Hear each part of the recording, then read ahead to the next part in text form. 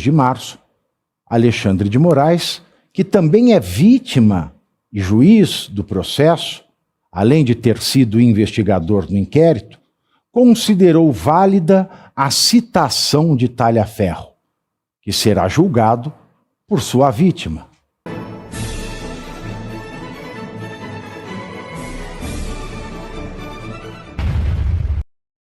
Um inimigo muito parecido com o que Gilmar fez. Exatamente. Agora, ditador escancarado é ele, o nosso simpático Mussolini da Moca. O Alexandre de Moraes, ele negou o pedido de defesa do seu ex-assessor, o perito computacional Eduardo Talhaferro, para anular a citação por edital e manteve o andamento do processo. Na decisão de ontem, segunda-feira, dia 2 de março, Alexandre de Moraes, que também é vítima e juiz do processo, além de ter sido investigador no inquérito, considerou válida a citação de Talhaferro, que será julgado por sua vítima, e marcou audiência de instrução para o dia 17 de março. Em novembro do ano passado, depois de uma investigação conduzida por ele, que é vítima, que somente investigou um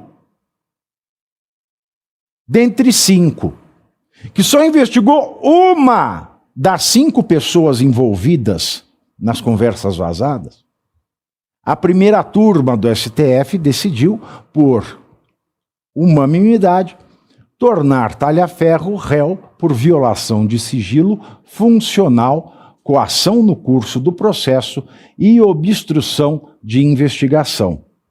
E com Moraes nada, né? Com Ayrton Vieira nada, que mandou usar a criatividade, ou seja, com quem destruiu a justiça nada, mas o criminoso é o Talhaferro.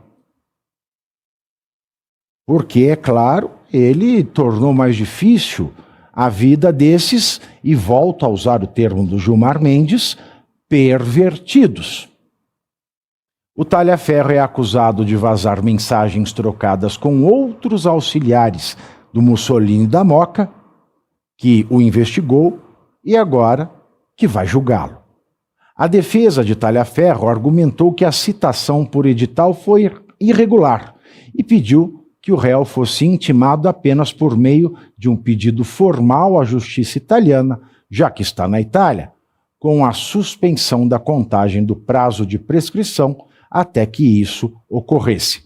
Também solicitou a anulação de todos os atos do processo realizados depois dessa citação e que não fosse considerado aberto o prazo para apresentação de defesa prévia. Ao analisar o pedido, Mussolini da Moca afirmou que a citação por edital seguiu as regras previstas na lei, ou seja, não seguiu nenhuma regra, porque a lei prevê que a citação por edital se dá quando o réu está em local, ou o acusado está em local incerto ou desconhecido. E neste momento o Talhaferro já tinha endereço na Itália. Mas o Mussolini da Moca, ele acha que todos nós que comentamos casos somos tão servis quanto o Reinaldo Azevedo, que, porque disse um ministro do STF que a lei diz assim, é que a lei diz assim. Não, a lei não diz assim. Mas o Mussolini da Moca, né, ele fala que o edital se aplica porque a pessoa está fora do país e não foi localizado em endereço conhecido. Primeiro, não foi nem tentado localizá-lo em endereço nenhum, porque para isso ele precisava de uma carta rogatória, o que não foi feito. Talhaferro deixou o Brasil no ano passado e passou a viver na Itália.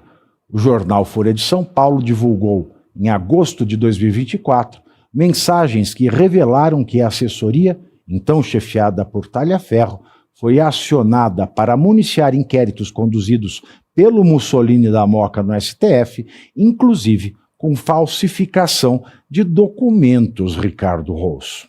Pavinato, fazer o certo no Brasil custa caro. Fazer o que é correto, fazer o que deveria ser feito por todo cidadão, por todo agente público, não é fácil e tem um preço altíssimo nesse país. Às vezes não fazer nada também custa caro. Às vezes não fazer nada também Porque custa você caro. veja, para Viviane Bart de Moraes, a senhora Pocatelha de Moraes, não fazer nada, o Vorcaro teve que pagar 129 milhas. É verdade. Realmente tem posicionamentos que caro custam não fazer nada, é caro, não é fazer caro. nada também. Não é Mas- barato, não é barato. Não é barato. Não, Mas eu estava me não é referindo, pleita, aliás. estava me referindo especificamente a alguns cidadãos de bem que querem fazer o bem. É o caso do Tagliaferro, que viu ali uma série de irregularidades, para deixar barato, para falar um português mais simples, de irregularidades e jogou no ventilador.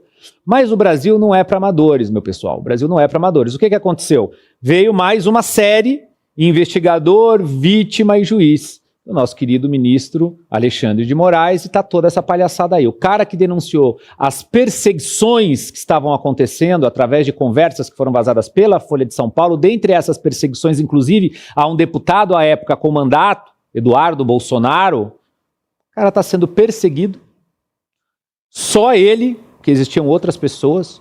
Quem em tese mandou? Nada. Quem estava acima num cargo superior? Nada. Nada vai acontecer com ninguém, a não ser com quem jogou tudo no ventilador e mostrou o que estava acontecendo dentro da justiça brasileira. Pois é, esse é o preço. Hoje está fora do país, está sendo investigado pela vítima pseudo, que é o atual juiz que vai julgá-lo, ou seja, mais uma da série do Alexandre de Moraes, e é assim que funciona no Brasil. Infelizmente, no Brasil, fazer o certo custa caro. Olha, ninguém tem outra percepção do Alexandre de Moraes. Eu digo percepção, Cláudio, porque diagnóstico só o psiquiatra pode dar. Sim. Né? Qualquer psiquiatra bom se nega a fazer o chamado diagnóstico selvagem, que é aquela de orelhada. Isso aí é coisa de psiquiatra que vai em podcast para falar que os outros são psiquiatras. Então, eu como não sou esta laia de médicos, eu prefiro usar o termo correto, que é a percepção. E no Brasil, eu acredito que a maioria acredito não, tenho certeza que a maioria absoluta da população tem a percepção de que o Moraes é psicopata. E o psicopata é um sujeito que tem múltiplos transtornos de personalidade. Esta é a descrição clínica do psicopata. É um sujeito acometido pela psicopatia. O que é a psicopatia? A psicopatia é uma doença cerebral, uma doença mental, que se caracteriza pela combinação de alguns transtornos de personalidade, dentre eles o transtorno de personalidade narcisista.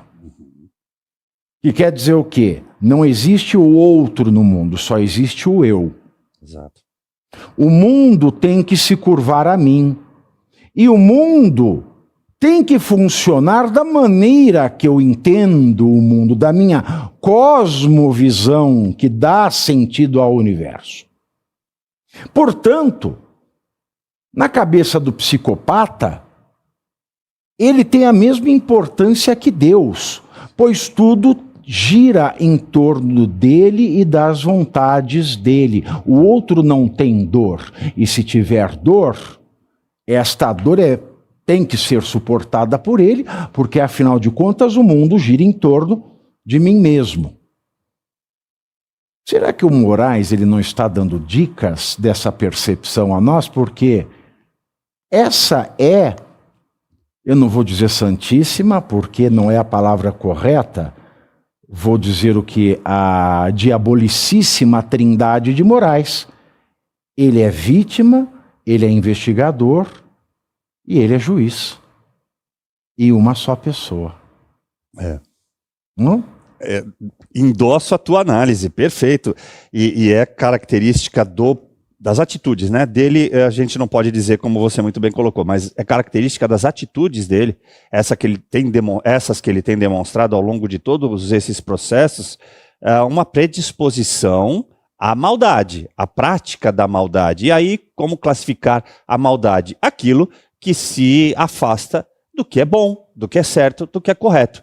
Quando você não usa a lei, você cria uma metodologia de interpretação da lei, e isso pode ser interpretado como maldade. Há uma distância grande também entre estupidez e maldade, pena que existam mais estúpidos. A grande questão aí que você falou, né, ele é tudo, ele é o tudão, x-tudão, e isso na infância é classificado como síndrome do pequeno príncipe. Né, quando o mundo gira em torno dele, então os pais o servem, os amigos o servem, todos devem reverência a ele. Ele deve ter sofrido disso também na infância, muito provavelmente. Eu imagino alguém tendo que explicar, você fala italiano, né, Pavi, mas imagina alguém que não... Yes, I do. Yes, I do. Imagina alguém que não sabe falar italiano, explicando a um juiz italiano o que está acontecendo no Brasil, segundo as atitudes de Alexandre de Moraes, o Mussolini da Moca. Se você falar Mussolini, ele provavelmente vai entender, esse juiz italiano, mas para dizer que, olha, a citação que foi feita lá é nula e estão pedindo a minha extradição. Como é que você vai explicar sem saber falar italiano? E o nosso... é fácil se você falar assim, questo c'è un sacco di merda. Tá resumido. Tá resumido. Muito bem. Como o italiano costumaria fazer. Saco de merda. Fanculo e tá tudo certo. Agora, quando você pega para analisar de verdade isso que acontece, especificamente no caso do Talhaferro, é similar ao que ele fez com o Eduardo Bolsonaro. Né? E ambos estão em países que têm tratado com o Brasil.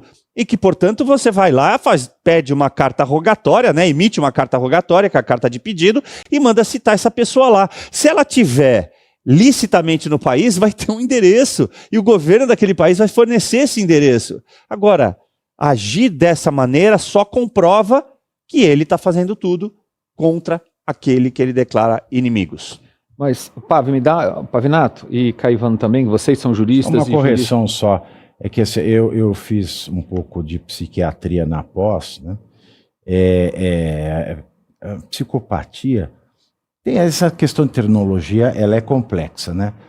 Existe a Bíblia da psiquiatria, que é o DSM, que é o Manual de Desordens, que cataloga né, as doenças mentais e os transtornos, né, que são padrões de comportamento. Existe corrente que diz que um transtorno de personalidade ela é uma doença quando ela causa mal para a pessoa que porta ou ela causa mal para as pessoas que convivem com a pessoa que porta este transtorno, que é um padrão de comportamento, muitas vezes imutável, como é o da psicopatia, não existe cura. Tem corrente que diz que a doença é aquilo que pode ser curado, portanto, se não pode ser curado, não é doença. O que eu também acho errado, porque existem doenças que ainda não têm cura, né? E não precisamos dizer quais são. Mas, dizendo aqui num português mais simples, mas não incorreto, né? Esse transtorno, esse padrão de personalidade que é a psicopatia, que faz mal para os outros, em especial, pode ser considerado uma doença no sentido de é um padrão de personalidade que predispõe alguém a involuntariamente fazer o mal. Ou seja, eu também posso dizer que voluntariamente ela faz o mal, mas esta é a vontade indômita dela.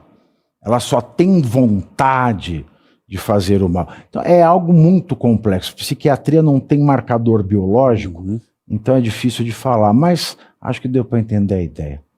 Tá, mas voltando ao ponto aqui que eu queria trazer para você que é um jurista, para mim, deveria estar no Supremo Tribunal Federal, pela capacidade, sem nenhuma rasgação, conheço o Pavinato há muito tempo, tenho uma admiração pela forma como ele pensa muito grande, e você também, Caivano, me diz uma coisa, tirando o corporativismo supremo, nós temos um membro na Suprema Corte, que é vítima, é investigador e é juiz em diversas oportunidades, por que o resto, os demais Supremos, os demais ministros do Supremo, não tomam determinadas atitudes? É só o corporativismo, é só o jogo de interesse interno, que a gente sabe que tem os grupos no Supremo, em alguns casos, um caso agora mais recente está se demonstrando muito claramente, mas houve um impacto. O caso mais recente que eu estou falando é Banco Master, Itaiaia, etc. Ficou um grupo para cá, a ministra já falou que qualquer táxi que ela entra está falando mal do Supremo, já houve um racha ali dentro. Mas fora isso, é só um corporativismo? Porque não é possível que toda ou grande parte da sociedade veja que existe um ministro que é vítima, está investigando e vai julgar o caso em que ele teoricamente é visto em mais de uma oportunidade. Por que isso pode acontecer no Brasil com tanta tranquilidade? Na tua análise, é só corporativismo? É só mau caratismo do Senado que não tem força para fazer nada? Ou de outros ministros? Eu acho que essa pergunta, muitos dos nossos telespectadores, nossos parceiros, nossos que nos acompanham aqui, em outros lugares do Brasil se faz, porque não é possível ter alguém na Suprema Corte do Brasil e os colegas não podem fazer nada, não há nada, ninguém fala. Não, como é ministro do Supremo é intocável, então realmente ele pode fazer à vontade, se for vítima ele pode investigar, pode ser juiz, apesar da gente saber que teoricamente não pode. Não, é isso que eu acho mais revoltante, porque a gente vai... eu fui a todas as manifestações, essas grandes manifestações convocadas na Paulista contra os abusos, em especial do Poder Judiciário em sede da última instância. E aí você vê todos os políticos lá com a boca cheia, prometem mundos e fundos, e ninguém faz nada. Nada. Aconteceu alguma coisa depois do ato do domingo? Porra nenhuma. Vai acontecer porcaria nenhuma. Então, assim, eu acho que existe psicopatia de alguns, misturada com ganância de outros, mitomania de muitos, estupidez do povo. É uma mistura de falta de virtudes, sabe, que assola o Brasil. E é claro, a maioria do povo de bem que lá estava, a boa dose de desespero, porque o brasileiro de bem está desesperado. Está desesperado, sim. Tem medo, tem desespero. Mas acontece que o sistema político brasileiro foi construído para sociopatas, psicopatas, mentirosos, gananciosos, estelionatários. É isso. De vez em quando aparece um que presta. E esse um que presta rompe tudo, e aí tem essa reação gigantesca do sistema. Óbvio que a gente fica triste, como o Pavinato falou, e tem visto, né, essas manifestações acontecerem de rua, mas teve uma manifestação que aconteceu ontem na USP. Você acompanhou, Pavinato? No Largo São Francisco. Eu vi. E aí a pergunta, na verdade, uma parte... Ah, mas lá é muita maconha, né? Uma parte da resposta... A molecada é maconheira. Ah, mas tinha o... Como é que é o nome do... O Maerovic estava lá... Eu vi, tinha um padre falando, que eu não sei quem é. Maerovic, eu não sei quem é. O Walter Maerovic, o ex-juiz que comenta na Band. Ah, sim, tava lá, agora eu lembrei. Atrás, e aí aplaudindo. E aí você se pergunta, como uma boa parte da sociedade deve estar perguntando, como é que chegamos até aqui? Chegamos até aqui porque, como escreveu o professor do Pavinato, a juristocracia aceitou tudo isso. E como é que existe a juristocracia?